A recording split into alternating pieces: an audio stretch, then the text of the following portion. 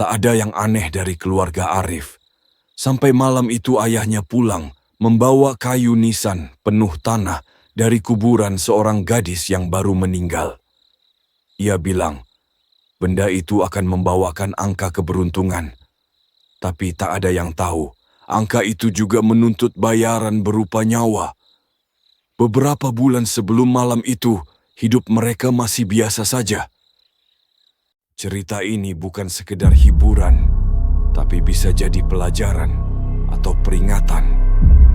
Sebelum lanjut, tekan tombol like, tulis komentarmu di bawah, dan subscribe karena kisah nyata yang lebih mencekam sudah menantimu.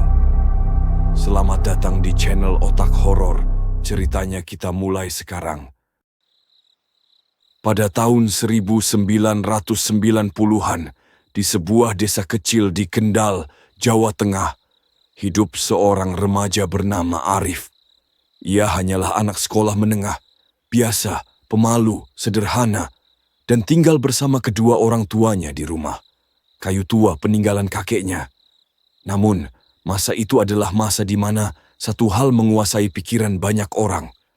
SDSP, sumbangan dana sosial berhadiah. Sebuah bentuk perjudian yang kala itu dilegalkan.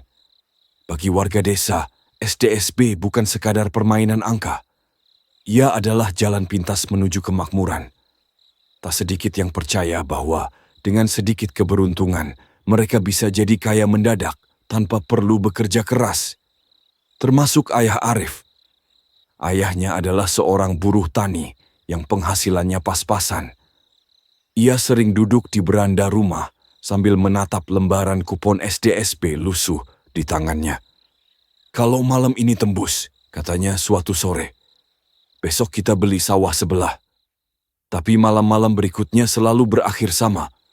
Angka yang dipasang tak pernah keluar Arif, yang kala itu baru duduk di bangku SMP, mulai ikut-ikutan.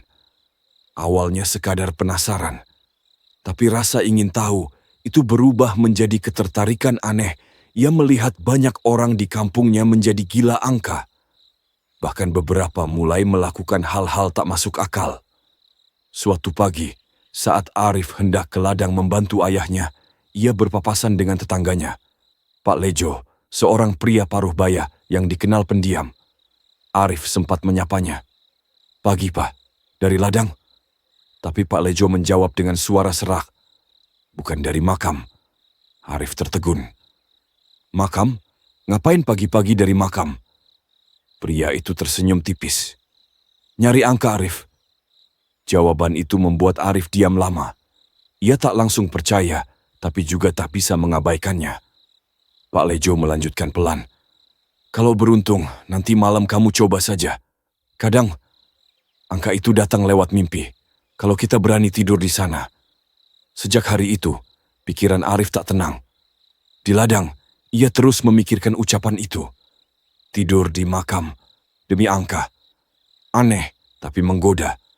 Sore harinya, Arif memberanikan diri menanyakan hal itu kepada ayahnya. "Pak, orang-orang beneran bisa dapat angka kalau tidur di makam?" Ayahnya hanya menjawab singkat, "Sudahlah, jangan ikut-ikutan. Yang begitu, bisa bikin kamu kenapa-napa." Tapi larangan itu justru membuat Arif makin penasaran. Malamnya ia pergi ke rumah sahabatnya, Agus, yang seumuran dengannya. Di rumah itu, dengan nada setengah berbisik, Arif mengutarakan rencananya. "Gus, malam ini kita ke makam, yuk." Agus menatapnya heran. "Ngapain?" "Nyari angka," jawab Arif singkat. Awalnya Agus menolak, tapi Arif terus membujuk. Dengan iming-iming jika dapat angka, mereka bisa beli sepeda motor, bisa bantu orang tua, bisa kaya tanpa susah payah. Akhirnya, Agus pun setuju. Menjelang tengah malam, dua anak SMP itu diam-diam keluar dari rumah masing-masing, membawa tikar, korek, dan obat nyamuk. Mereka berjalan sejauh hampir 1 kilometer, menuju makam tua di pinggiran desa, di bawah langit yang muram tanpa bintang. Udara di sekitar makam terasa berbeda, dingin, lembab, dan berat. Di tengah area pemakaman itu berdiri 3 pohon trembesi tua dengan cabang-cabang besar menjulur ke langit seperti tangan raksasa. "Di bawah pohon ini aja, Arif," bisik Agus. "Katanya tempat paling angker." Arif mengangguk, lalu menggelar tikar dan duduk bersila. Mereka membaca salam perlahan, lalu menyalakan obat nyamuk jam menunjukkan hampir tengah malam. Tak ada suara selain gesekan daun dan dengung serangga. Tapi ketika jarum jam melewati pukul 12, hembusan angin dingin tiba-tiba berputar di sekitar mereka, obat nyamuk padam. Arif menatap ke atas, dan matanya membeku. Di antara ranting-ranting trembesi, tampak sosok-sosok besar hitam bergelantungan. Tubuhnya berbulu tebal, matanya berkilat merah redup. Ada lebih dari satu. Mereka bergerak pelan, seolah bermain kejar-kejaran di antara dahan. Agus gemetar, tapi Arif menahan diri.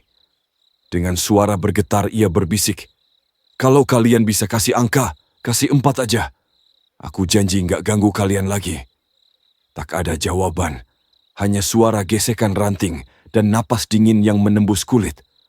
Sosok-sosok itu menatap mereka dari kegelapan, lalu menghilang, lenyap begitu saja, seolah diserap malam. Keduanya terdiam. Rasa takut mulai mengalahkan niat awal. Tapi baru beberapa menit berselang, dari arah timur makam muncul cahaya putih samar. Arif menatap ke sana. Sosok itu perlahan mendekat. Pertama tampak seperti pocong, tapi semakin dekat semakin jelas. Tulang belulang tanpa daging, berjalan dengan langkah gemeretak jerangkong. Agus berteriak panik. Arif terpaku beberapa detik sebelum akhirnya ikut berlari. Mereka meninggalkan tikar, sandal, bahkan arah jalan pun mereka tak peduli. Baru setelah menemukan musala di tepi jalan, keduanya berhenti, napas tersengal, wajah pucat.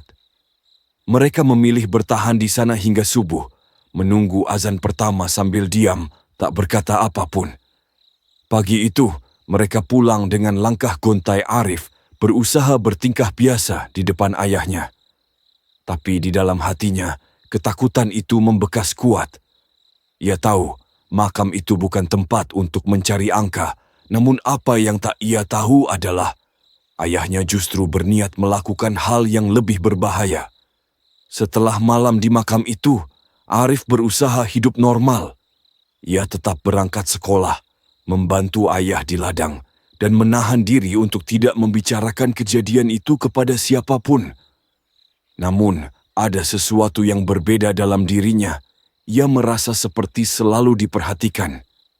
Kadang, saat lewat di depan makam, ada hawa dingin yang menyeruak tiba-tiba, seperti napas dari balik tanah. Suatu sore, kabar duka mengguncang desa seorang gadis bernama Sari, siswi SMA sekaligus bunga desa yang dikenal baik dan sopan, meninggal karena kecelakaan di jalan kampung. Arif ikut membantu warga menyiapkan pemakaman makam Sari digali di area baru di sisi timur pemakaman lama, tak jauh dari pohon trembesi tempat Arif pernah tidur. Malam harinya setelah pemakaman, Arif melihat ayahnya duduk termenung di teras. Wajahnya gelap diterangi cahaya lampu minyak. "Pak, kenapa?" tanya Arif. Ayahnya tidak menjawab, hanya menatap lurus ke arah sawah. Beberapa menit kemudian ia berkata pelan, "Kadang, orang yang baru meninggal, arwahnya masih dekat. Kalau mau tahu angka yang dibawa, datanglah sebelum 7 malam." Ucapan itu membuat darah Arif berdesir. Ia tahu maksud ayahnya. Tapi kali ini, ada nada berbeda dalam suaranya. Bukan sekadar penasaran, melainkan ambisi. Malam berikutnya, tepat setelah jam 9, Arif mendengar suara sandal ayahnya keluar dari rumah. Ia mengintip dari jendela. Dalam cahaya redup, ia melihat ayahnya membawa bantal kecil dan kain putih. Arah langkahnya jelas, menuju makam tempat Sari dikubur. Arif ingin menahan, tapi rasa takut membuatnya hanya diam. Keesokan paginya, ayahnya pulang dengan wajah pucat. Ia duduk di dapur tanpa bicara, hanya menatap kosong. Arif mencoba bertanya. "Pak, semalam dari mana?" "Dari tempat orang yang bisa bantu," jawab ayahnya pelan. "Bantu apa?" "Bantu dapat angka." Hari-hari berikutnya, ayahnya sering keluar malam. Kadang pulang lewat tengah malam, membawa benda-benda aneh, kain, bunga, dupa, bahkan potongan kayu yang penuh tanah. Arif mulai gelisah. Suatu malam ia memutuskan untuk diam-diam mengintip. Ia melihat ayahnya duduk di dalam kamar, di depan meja kecil, dengan segelas kopi dan sebatang lilin. Di atas kasur, ada kayu nisan berlumur tanah. Nisan dari makam Sari. Arif menahan napas. Ia mendengar ayahnya berbicara pelan, seolah berdialog dengan seseorang. "Kalau kamu mau kasih angka, aku siap kasih tumbal ayam jago." Seketika, ruangan menjadi sunyi. Lilin bergetar, lalu padam sendiri. Keesokan harinya, ayam jago satu-satunya di rumah benar-benar dipotong. Arif mencoba menanyakan alasannya. "Pak, kok tiba-tiba motong ayam?" Ayahnya menjawab datar. "Yang semalam datang, minta ayam jago." Kata-kata itu membuat tubuh Arif merinding. Ia ingin percaya itu hanya mimpi ayahnya. Tapi malam-malam berikutnya justru makin aneh. Arif sering terbangun karena mendengar suara langkah di luar rumah. Kadang disertai suara perempuan tertawa pelan, jauh, tapi jelas. Setiap kali ia keluar, halaman rumah kosong, tapi bau tanah basah dan bunga melati terasa kuat. Hingga suatu malam, ketika semua sudah tidur, Arif mendengar sesuatu dari kamar ayahnya. Suara dua orang berbicara. Satu suara jelas milik ayahnya. Suara lainnya, perempuan. Lembut, tapi serak, seperti datang dari tenggorokan yang kering. Arif mendekat perlahan ke balik tirai kamar. Cahaya lilin di dalam bergetar, dan di ujung kasur ia melihatnya. Sosok perempuan muda berambut panjang, duduk membelakangi ayahnya. Kepalanya menunduk, bahunya bergerak perlahan seperti bernapas. Dan di pangkuannya, ada sesuatu yang dibungkus kain putih. Arif hampir menjerit, tapi ia menutup mulutnya. Ia mendengar ayahnya berkata, "Pelan, kalau aku sudah lihat angkanya, kamu bisa pergi, kan?" Suara perempuan itu menjawab lirih, "Angka ada di punggung bayi ini, tapi ingat, setelah itu, satu nyawa harus diganti dengan darah ayam jago." Lalu, semuanya hening. Arif mundur perlahan, tubuhnya gemetar hebat. Ia tahu ayahnya telah melewati batas. Pagi harinya, ayam jago kembali disembelih. Namun hari itu juga, Arif jatuh sakit. Perutnya keras seperti batu, tubuhnya lemas, dan rasa nyeri datang dari dalam seperti sesuatu yang menusuk dari dua sisi. Ia menjerit kesakitan sampai ibunya panik memanggil ayahnya. Ayah Arif terlihat kalut, lalu pergi lagi ke tempat dukun tempatnya berkonsultasi. Saat ia kembali, wajahnya lebih pucat dari sebelumnya. Dukun itu berkata satu hal, ayam jago yang diminta bukan ayam sungguhan, itu hanya simbol. Yang diminta adalah tumbal manusia, dan anakmu sudah dipilih. Malam itu keputusan harus dibuat. Dukun memberi satu cara, kayu nisan dari makam Sari harus dikembalikan sebelum fajar, agar perjanjian bisa dibatalkan. Tanpa banyak bicara, ayah Arif keluar membawa nisan itu kembali ke pemakaman. Tak ada yang tahu apa yang ia lihat di sana. Yang jelas, ketika ia kembali menjelang subuh, rasa sakit Arif perlahan mereda. Tubuhnya yang sempat membiru, kini mulai normal kembali. Dan sejak malam itu, rumah mereka tak lagi dipenuhi suara langkah, tawa, atau bisikan. Namun Arif tahu satu hal, nisan yang dikembalikan itu tak pernah kembali ke tempat semula. Dan sejak hari itu pula, makam Sari dianggap sebagai tempat yang tidak boleh dikunjungi siapapun setelah maghrib. Sejak malam pengembalian nisan itu, hidup keluarga Arif tak pernah benar-benar tenang lagi. Memang, Sakit aneh di perut Arif menghilang. Tapi ada sesuatu yang berubah.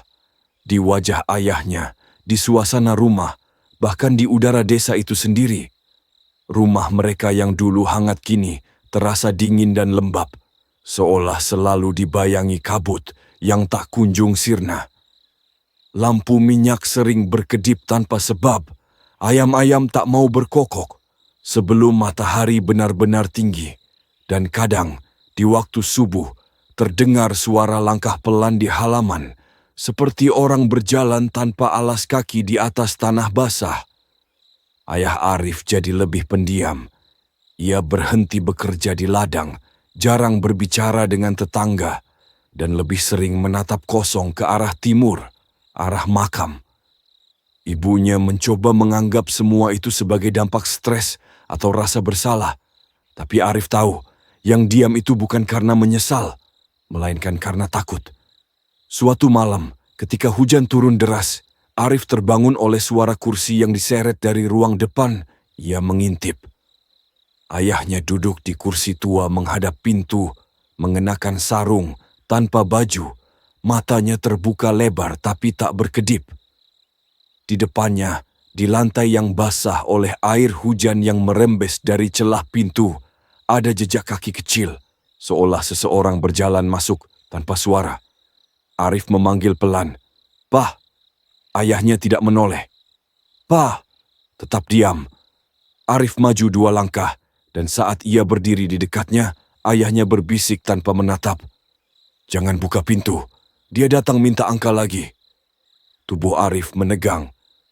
Ia menatap ke bawah, ke arah pintu yang sedikit terbuka, dan di celah itu, ia melihat sesuatu yang membuat darahnya berhenti mengalir. Sepasang jari kecil berwarna pucat, menekan sisi pintu dari luar, seperti tangan bayi. Pintu bergetar perlahan, tapi tak terbuka. Arif mundur, menggigil, sementara ayahnya tetap duduk tanpa bergerak sampai fajar menyingsing.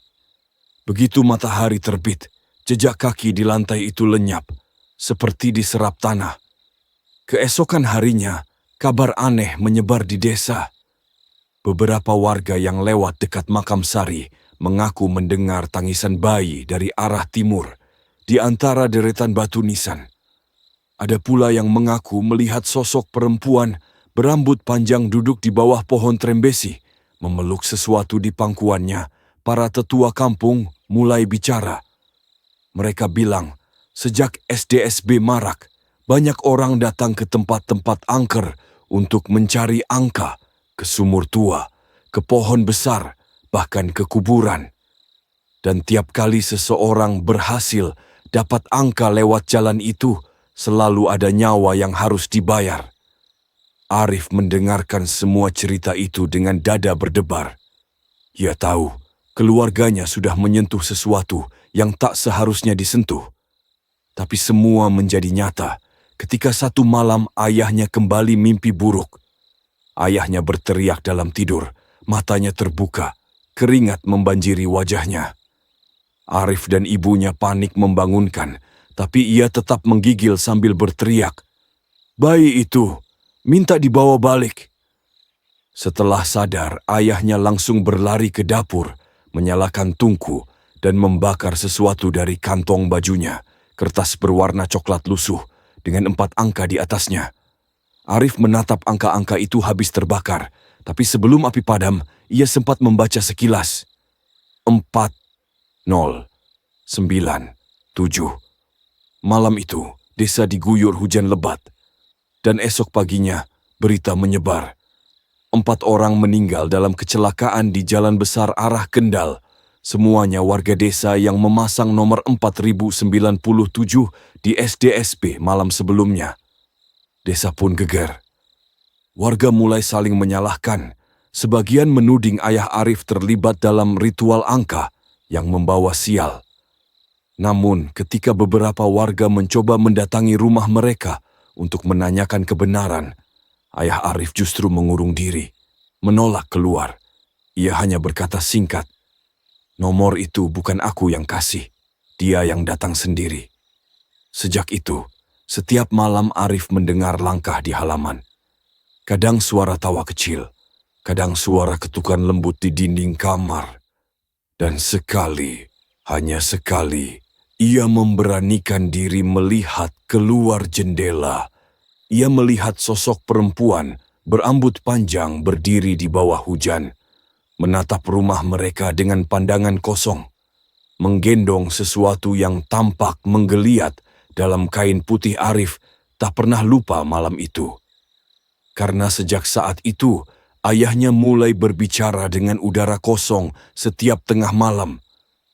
Waktu berlalu, musim berganti, namun keluarga Arif tetap hidup dalam bayang-bayang ketakutan yang tak bisa dijelaskan. Sejak tragedi nomor 4097 itu, tak ada lagi yang berani bicara soal SDSB di desa mereka. Tapi untuk Arif dan ayahnya, teror itu belum berakhir, karena yang datang ke rumah mereka bukan sekadar rumor, tapi sesuatu yang nyata. Ayah Arif makin sering bicara sendiri. Tengah malam, Arif kerap mendengar suara berbisik dari kamar sebelah. Dua suara, seperti laki-laki dan perempuan, sedang berdialog pelan. Kadang diikuti suara bayi menangis lirih, datang dari arah dapur, lalu menghilang tanpa jejak. Ibunya mencoba berpura-pura tak mendengar.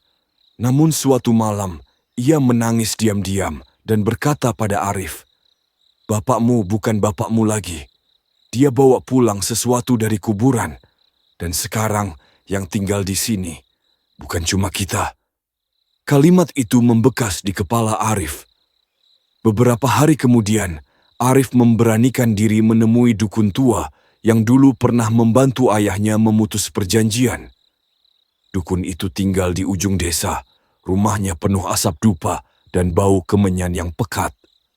Saat Arif bercerita, dukun itu diam lama, lalu berkata dengan nada berat, "Kau tahu apa yang terjadi waktu nisan itu dibawa pulang? Roh yang terikat di makam gadis itu, roh penasaran.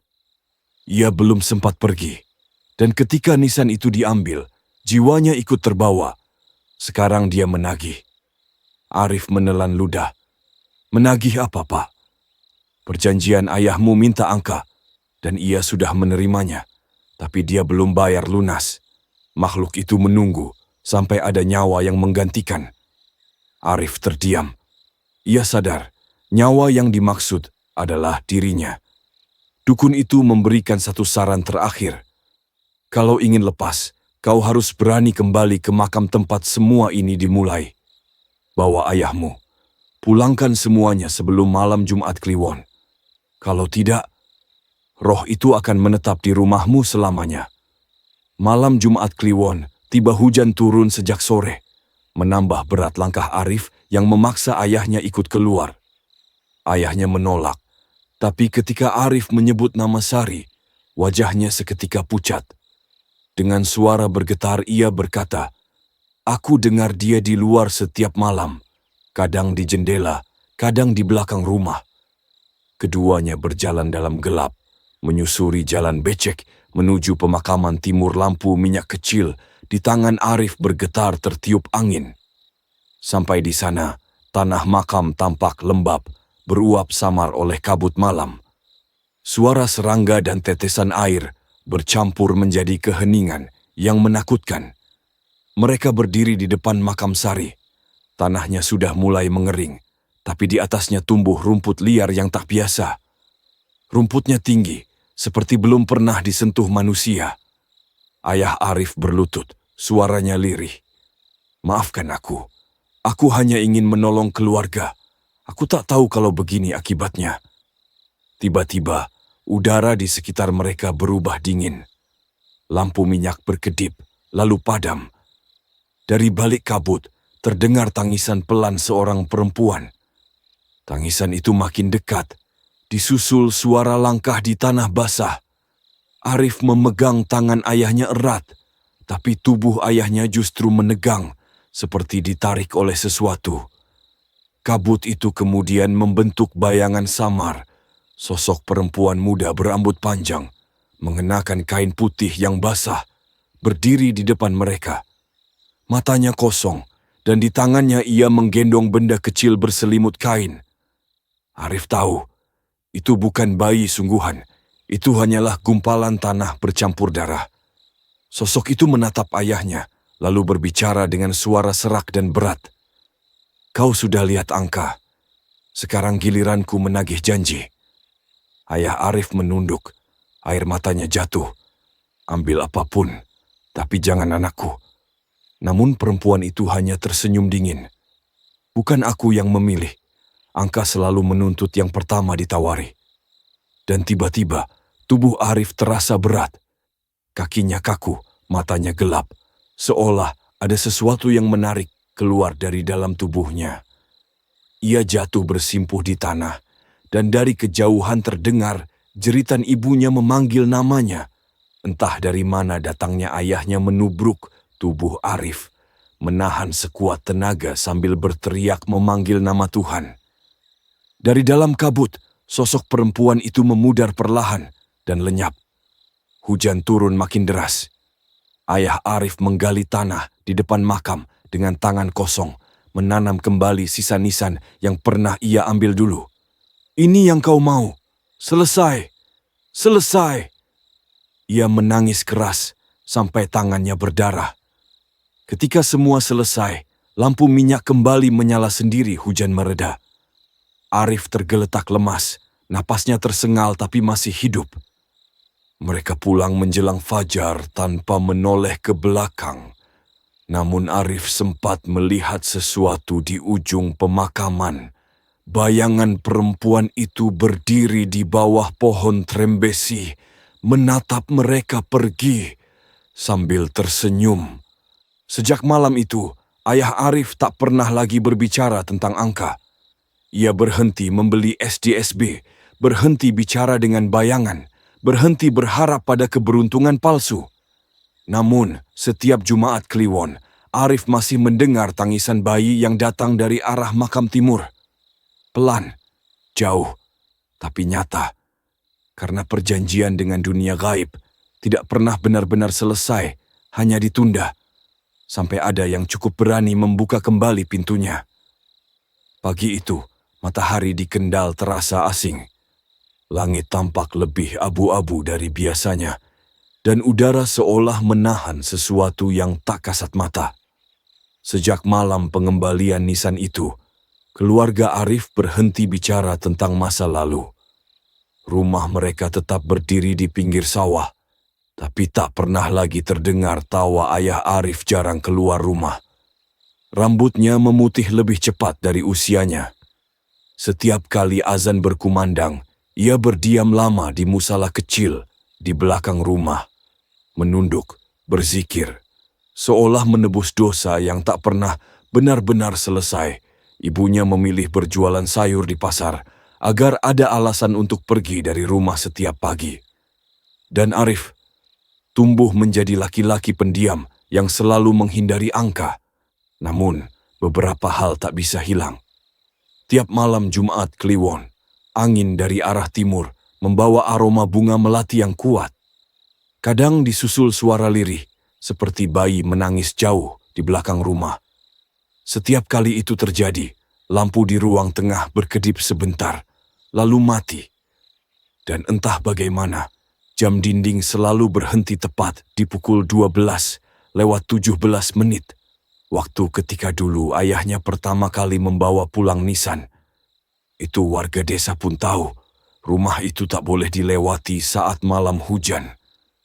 Beberapa kali ada orang yang mengaku melihat perempuan berambut panjang berdiri di depan pagar bambu, menunduk memeluk kain putih.